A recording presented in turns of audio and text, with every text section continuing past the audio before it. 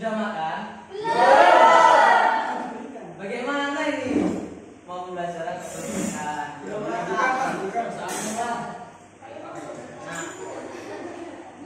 Nah, besok lagi apabila mulai pembelajaran siang hari, mulai 12:30 sampai 1:30 normalnya. Jadi alangkah lebih baiknya sehabis sholat zuhur makan terlebih dahulu agar apa ya namanya agar mengikuti pembelajaran. Biasanya kan kalau 1:30 belum makan pasti lemes, seperti itu. Nah, jadi alangkah baiknya besok sebelum memulai pembelajaran isi perut terlebih dahulu. Nah, langsung lanjut ke materi. Sebelumnya perkenalkan, nama saya Jihadi Dewan Pratama, NIM T 2018-1126, bisa dipanggil Bapak J. Rumahnya mana Pak? Ya, untuk materi sebelumnya kita sudah membahas mengenai etos kerja dan nilai-nilai Rasulullah SAW. Nah, yang jadi pertanyaan, apakah kalian masih ingat dengan materi-materi kemarin? Enggak. Sama sekali? Enggak ada? Ya, kan materi kemarin menjelaskan mengenai tingkatan-tingkatan Rasulullah dan mana iman kepada Rasulullah. Nah, maka dari itu intinya dari materi kemarin adalah harus mengimani Rasulullah dengan menjalani perintah-perintah Allah juga dan menaati apa yang sudah disunah-sunahkan Rasul. Nah, langsung lanjut materi yang sekarang, yakni mengenai masa kejayaan Islam yang dinanti kembali. Nah, yang jadi pertanyaan yaitu kapan sih masa kejayaan Islam? Siapa yang tahu? Silakan acung. Mungkin ada yang bisa menjawab, bisa menebak. Silakan. Masa kejayaan Islam kapan bisa berlaku? Pada tahun berapa? Silakan bisa menebak. Kemarin di awal, sekarang lupa.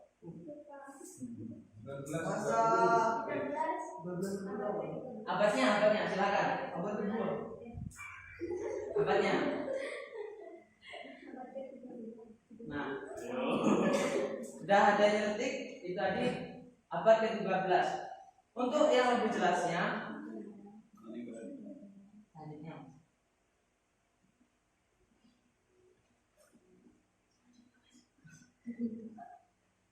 nah, yang pertama ada periodisasi klasik pada tahun 650 sampai 1250. Nah, di sini pada abad itu tadi Islam pertama dijelaskan secara ataupun dijelaskan mulai turun-temurun mulai dari Nabi Adam sampai Nabi Muhammad SAW.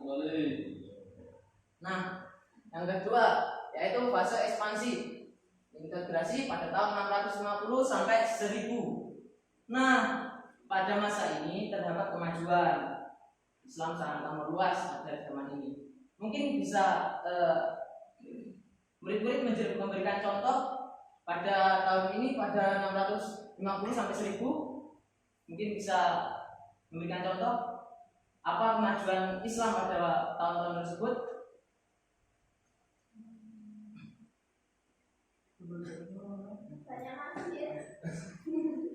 Selain itu, memang ada perkembangan bangunan serta corak-corak masjid juga sudah berkembang. Mungkin yang lainnya perluasan wilayah. Benar? Itu terjadi pada zaman Turki Utsmani. Yang kedua, yang ketiga silakan. Sudah tidak ada perang, Pak. Masih ada perang. Pada zaman itu karena masih ada perang, dikarenakan masih banyak umat Islam memang sudah kuat dalam bidang keilmuan dan bidang strategi peperangan. Oleh karena itu masih banyak perang dikarenakan masih banyak orang-orang kafir ataupun orang-orang yang sudah tidak mematuhi aturan-aturan pemerintah pada zaman itu. Nah, yang kedua, periode pertengahan. Apa sih periode pertengahan? Ada yang tahu? Periode di tengah-tengah, Pak. Mungkin ada yang tahu? Pada 1250 sampai 1800. Mungkin ada yang tahu pada masa pertengahan ini? Mungkin ada yang pernah nonton film pertengahan dalam Islam? Mungkin ada yang tahu? Nggak punya TV, Pak. Ada yang tahu?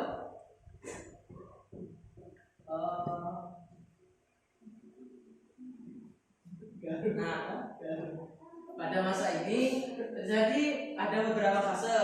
Yang pertama fase kemunduran, yang kedua yaitu fase munculnya ketiga kerajaan-kerajaan besar. Nah, muncul pertanyaan lagi. Siapa yang tahu kerajaan-kerajaan besar Islam? Ada 3 kerajaan-kerajaan besar Islam pada tahun 1500 sampai 1800. Islam, bukan di Indonesia. Dinasti. Ya. Dinasti Abbasiyah. Satu. Ada 3 kerajaan. Dinasti Dinasti Umayyah, Dinasti Abbasiyah, dan yang terakhir Andalusia, Spanyol. Nah, Andalusia, Spanyol, dan mohon maaf, sebenarnya ada 4. Saya juga lupa. Turki Utsmani. Turki Utsmani, mohon maaf. Sebenarnya ada 4. Turki Utsmani pada tahun itu 1700 sampai 1700 sampai 1800. Nah, yang jadi pertanyaan sekarang, ada periode modern pada tahun 1800 sampai seterusnya. Nah, saya tanyakan, apa kemajuan Islam pada saat ini? Dunia terutamanya. Kemajuan Islam Saat ini, Pak. saat ini perluasan wilayah. Selain itu, Mas, Mayoritas berjuangnya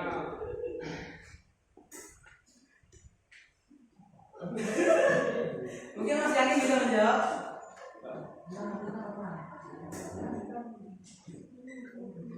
Nah, mungkin di yang lain pembawanya bisa menjawab pada periode modern pada 1800 sampai sekarang. Bagaimana? Adakah yang tahu? Sungguh gak ada yang tahu. Beneran. masih umat Islam, Pak. Kasih tahu enggak? Masa lupa? Ini loh materinya loh. Kelas 2. Masa kalian lupa? Ya kan setidaknya kan nggak boleh lupa antara 1 sampai 2 materi. Setidaknya harus ingat. Kelas 2 aja. Oke, yaitu pada zaman ini periode modern 1800 ini yang pertama paling mencolok yaitu Turki saat ini. Kenapa saya bisa menyebut Turki saat ini? Karena Turki itu termasuk pendidikannya juga bagus. Selain itu kalau di bidang pendidikan ada Mesir, Mesir. Karena itu karena sejarah yang saya baca di rumah, yang saya padankan karena hanya pendidikan. Jadi yang saya tahu untuk pendidikan di keilmuan Islam saat ini yang paling mencolok yakni di Turki dan Mesir. Itu salah satu contoh periode modern Islam saat ini. Nah, yang kedua yakni masa kejayaan Islam. Nah, di sini ada 2 faktor. Faktor eksternal dan faktor internal. Nah, kenapa hanya ada 2 faktor? Kenapa tidak hanya 4 atau bisa yang lainnya? Karena adanya yang itu. Oke. Nah, bisa dibaca. Yang pertama adalah konsistensi dan istiqomah umat Islam kepada ajaran Islam. Karena apa? Umat Islam pada saat itu bisa maju karena mereka itu istiqomah dalam melakukan hal apapun. Contohnya saja dalam bidang keilmuan. ada beberapa tokoh ataupun beberapa ulama yang sudah mencetuskan buku ataupun ilmu-ilmu baru yang dulunya itu orang Barat yang mencetuskannya orang Barat menggunakan bahasa-bahasa Yunani, mereka menerjemahkannya ke bahasa Arab. Jadi mereka belajar juga dari orang-orang Yunani. Nah, yang kedua, ajaran Islam yang mendorong umatnya untuk maju. Nah, kenapa ajaran Islam itu mendorong umatnya untuk maju?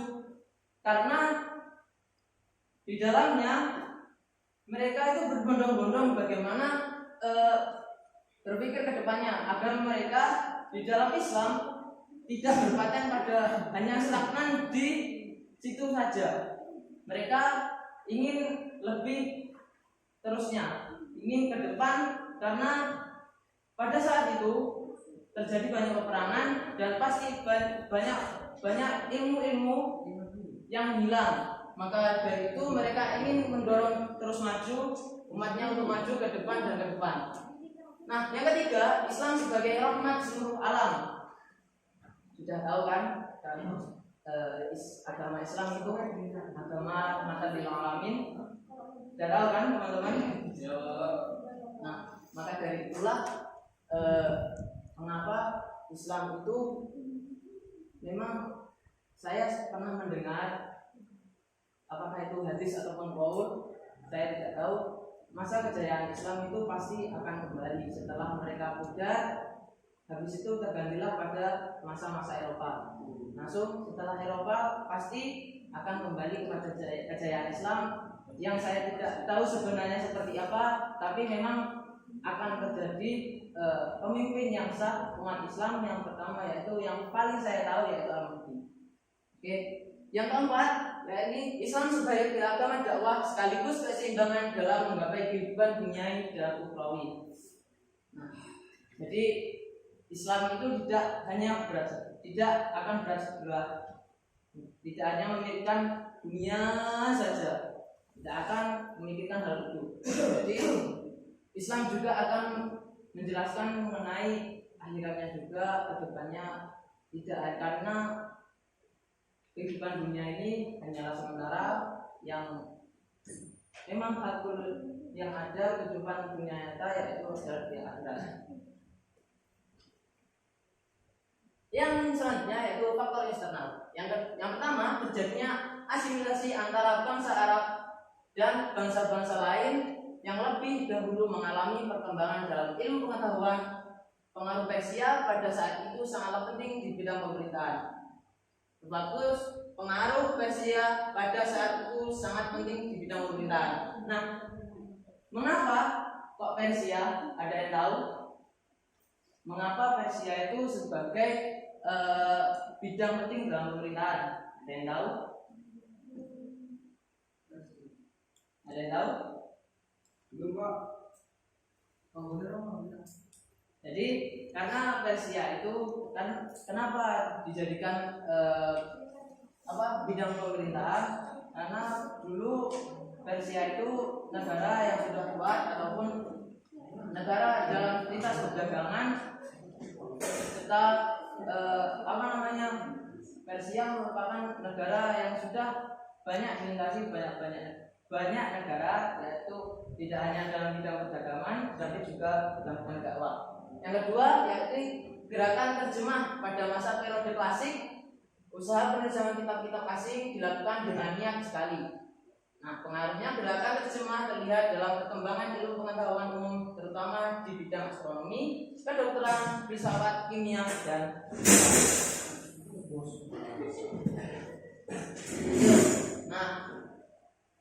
dari faktor-faktor tadi terjadilah gerakan-gerakan yang muncullah tokoh-tokoh Islam. Mungkin teman-teman tidak asing mengenai tokoh-tokoh ini. Pasti dalam ilmu-ilmu ini pasti teman-teman sudah tahu siapa tokoh-tokohnya. Yang pertama muncul ilmu, yaitu ilmu filsafat. Yang kedua bidang kedokteran. Yang ketiga bidang matematika. Yang keempat astronomi. Yang kelima seni ukir. 6 tafsir, dan yang terakhir ilmu hadis.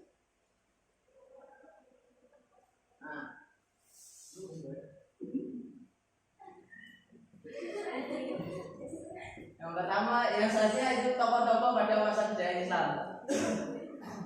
Yang sekarang silahkan dipahami, silahkan dicatat. Nanti saya kasih pertanyaan. Oke. Nah, yang pertama yaitu Ibnu Rashid pada tahun 520 sampai 595. Yang kedua yaitu Al-Ghazali, yang ketiga Al-Kindi, yang keempat Al-Farabi, yang kelima Ibnu Sina. Ada yang tahu siapa tokoh-tokoh ini? Belum lahir, Pak. Nah, maksudnya dalam bidang-bidang apa? Yang kalian tahu?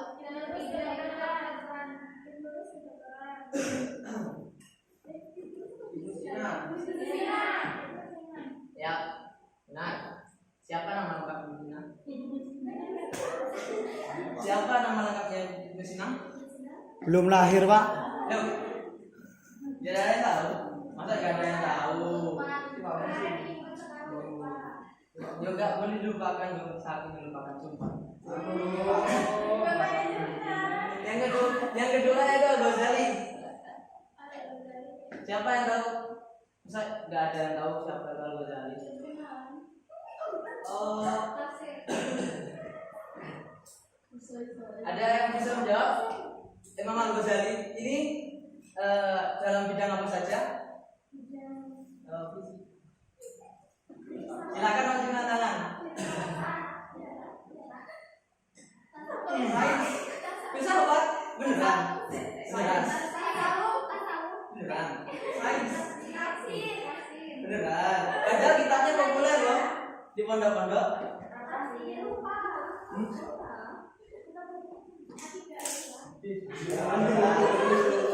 Beneran? Gak ada yang tahu?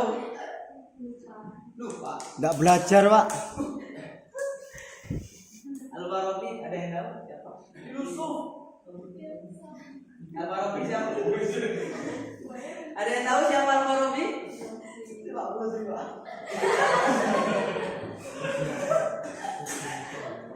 Nah, tidak ada yang tahu. Nah, bila tidak ada yang tahu, sekarang ilmuwan. Saya minta tolong satu orang anak ke depan. Mas Firman minta tolong. Rame-rame. Minta tolong. Enggak iso minta tolong. Iya sih minta tolong. Minta tolong. Loh, Minta tolong. iso nih.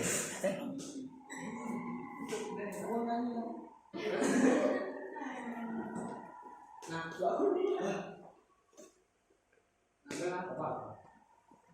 sekarang minta tolong Mas Firman nyanyi tidak di dinding. Nanti dia merayap datang seekor nyamuk, hap, lalu ditangkap baru. Dari siapa ini, Pak?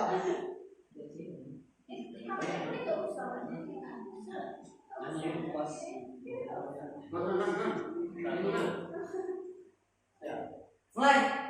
Cicak-cicak di dinding, dia merayap datang seekor nyamuk, lalu ditangkap.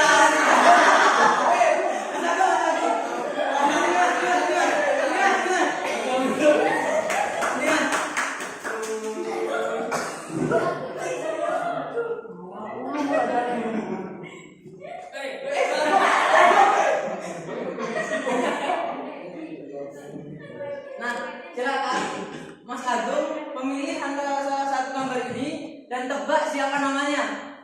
Mas, pindah slide, sudah.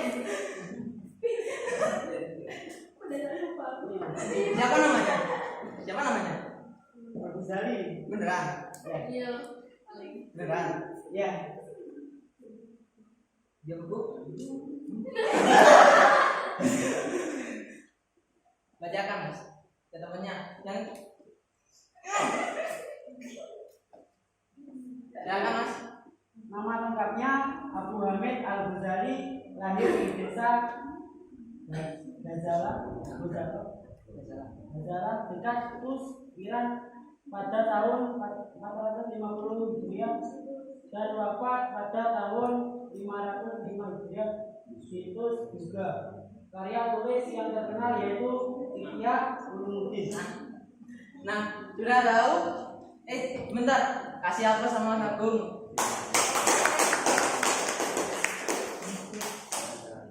Sekali lah. Ini apa, Pak? Satu.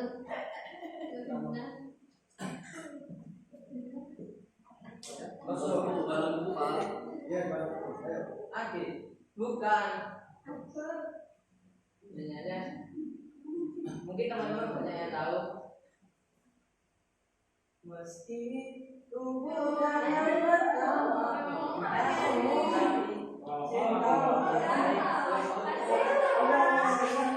Bapak, apa, Bapak? bukan bintang di langit, tapi cintaku yang terbang. Ya, itu kan? Meski bukan yang pertama di hatimu, tapi cintaku terbaik untukmu. Meski ku bukan bintang di langit, tapi cintaku yang terbaik.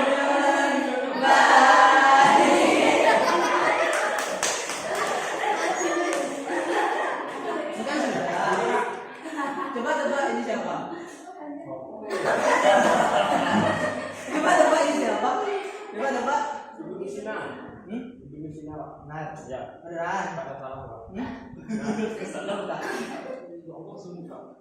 Lah, bener kan? Coba baca. Kita sebutkan tahun lahirnya sama tahun wafatnya.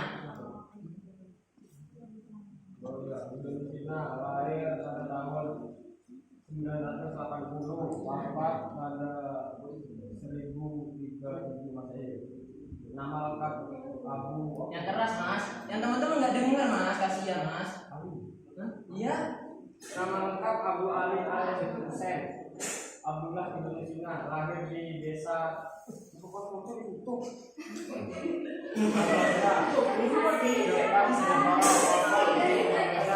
yang terkenal Al-Quran Astik, yaitu Hah? Ensiklopedia. tentang ilmu kedokteran. Jadi Ibnu Sina itu kan kita apa mas? Apa tadi? Kita tentang ilmu kedokteran. Kasih apa sama untuk Mas Yakin? Sekali lagi. Saya berharap cewek. Dari belakang, dari belakang.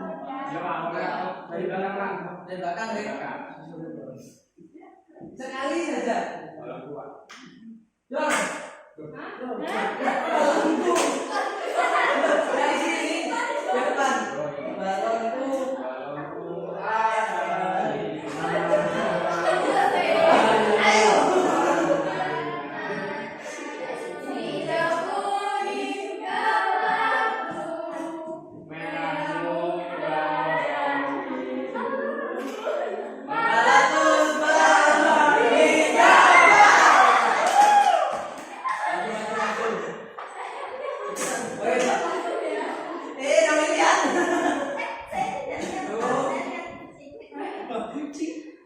Silakan pilih dua. Yang harus semua ini siapa? Siapa ini? Beneran. LKD itu pencipta apa?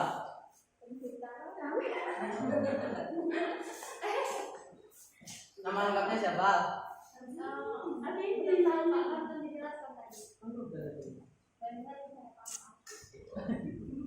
Baca mbak.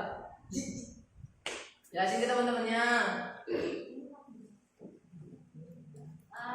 Ini merupakan beliau bernama Al-Hindi. Nama lengkapnya adalah Yaqub bin Ishaq Al-Hindi, lahir di Kufah pada tahun 8 805 Masehi dan wafat di Baghdad pada tahun 873 Masehi. Bidang-bidangnya terkenal filsafat, ilmu jiwa, dan matematika. Nah, jadi yang ini itu tadi bidang-bidangnya apa saja, Mbak? Matematika. Terus? Dawas, filsafat dan terima kasih. Ya plus itu Mbak Alvin.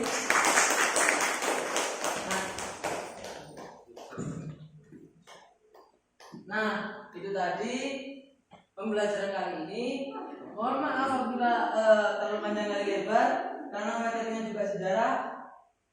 Nah, kesimpulannya kali ini, pembelajaran kali ini memang jujur saja agak sulit menyimpulkan karena namanya juga sejarah. Saya juga bingung menemukan metode yang benar. Yang pertama, kesimpulannya untuk materi kali ini ada beberapa fase perkembangan Islam. Pertama, yakni tadi ada fase kemajuan, kemunduran, dan fase yang saat ini yaitu fase perkembangan mulai tahun 1800 sampai sekarang. Nah, yang kedua yakni adanya tokoh-tokoh Islam pada kejayaan Islam terdahulu, tokoh-tokoh yang sangat berperan pada zaman dahulu. Yang salah satunya yaitu Imam Al-Ghazali. Nah, yang perlu diambil kali ini dalam kehidupan sehari-hari, kita sebagai umat muslim wajiblah kita kita harus menaati ataupun kita harus mengambil yang sudah ada, yang sudah diciptakan ulama-ulama terdahulu, ataupun yang umpamanya ada yang mondok di sini yang mempelajari kitab Ihya Ulumuddin pasti sudah mengerti apa isinya. Silahkan diterapkan di kehidupan sehari-hari agar kehidupan berjalan dengan baik dengan kalian menaati ataupun mempelajari tentang kitab-kitab tersebut, mungkin bisa menambah wawasan kalian ke depannya. Mungkin itu saja dari saya. Mohon maaf apabila ada salah kata. Sebelum ditutup, marilah kita berdoa agar pembelajaran kali ini bisa bermanfaat di dunia wal akhirah. Bismillahirrahmanirrahim. Monggo tangannya diangkat semua. Monggo nggih. Ya. Monggo bersama-sama. Bismillahirrahmanirrahim. Subhanakallahumma wa bihamdika asyhadu an la ilaha illa anta astaghfiruka wa atubu ilaik. Walhamdulillahi rabbil alamin. Nah, saya lupa ini ada kata-kata sebelum terima kasih. Terkadang bukan doamu yang tidak dikabulkan, tapi Tuhan punya cara lain untuk kau mewujudkannya. Nah, jadi intinya tetaplah berdoa meskipun doa itu belum dikabulkan secara langsung. Tetaplah berdoa meminta yang terbaik untuk dirimu dan keluargamu. Saya mohon maaf, ini sudah tertera. Saya ambil dari podcast Truk Indonesia di belakang truk saya. Oke, terima kasih.